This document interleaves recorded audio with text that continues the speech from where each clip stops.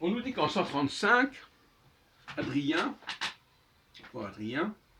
décide de renommer la Judée. Plus exactement, l'ensemble,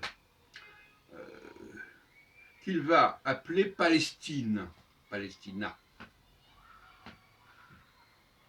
Et on nous dit que ça vient du nom des Philistins, qui étaient les grands adversaires des Hébreux. Eh bien, on retrouve là une dualité qui n'est pas sans faire penser à celle que j'ai mise en évidence récemment, que j'ai rappelée, entre le royaume du Nord et le royaume du Sud. Toujours cette volonté, comme s'il y avait toujours deux entités qui se rivalisaient entre elles. Et au fond, que l'on appelle la Judée Israël, comme aujourd'hui, ou qu'on l'appelle Palestine au IIe siècle de notre ère, c'est le même débat, c'est le même conflit. C'est la même controverse. C'est-à-dire que la Judée est confrontée à des adversaires qui veulent prendre sa place. Et prendre sa place, c'est aussi prendre son nom, ou plus exactement leur imposer un nom.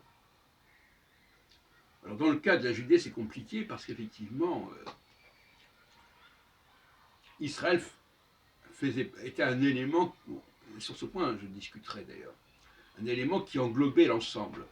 Mais à partir du moment où le schisme s'est produit, les royaumes du Nord s'est approprié le nom d'Israël. À partir de ce moment-là, quand les Judéens parlent d'Israël, ils ne parlent pas de leur histoire à eux, ils parlent de l'adversaire qui est en face d'eux, au Nord.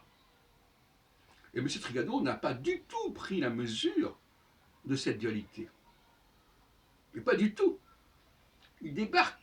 Il dit oui, voilà, oui, c'est vrai, il y a dans la Bible des choses qui se contredisent, des attaques, des critiques, etc. Et il croit que c'est toujours des attaques contre lui-même. Le peuple juif s'attaque lui-même. Pas du tout. Ce sont des attaques des Judéens contre les gens du royaume du Nord, ou l'inverse, avec l'espoir d'une unité possible. Et la question de Jésus, je l'ai déjà dit plusieurs fois, elle est liée à cela aussi. Jésus est le Messie des gens du Nord, du royaume du Nord. Il est venu pour les brebis d'Israël. Et les brebis d'Israël, c'est pas n'importe qui, c'est les brebis du Nord, du royaume du Nord.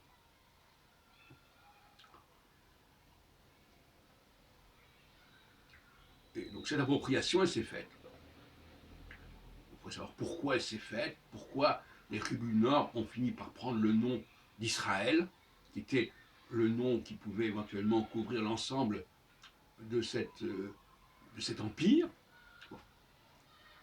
Sur ce point, il y a plusieurs théories.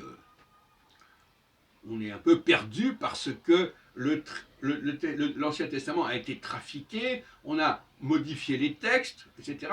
Et pour dégager le vrai du faux, il faut se lever de bonne heure. Il faut avoir la formation pour.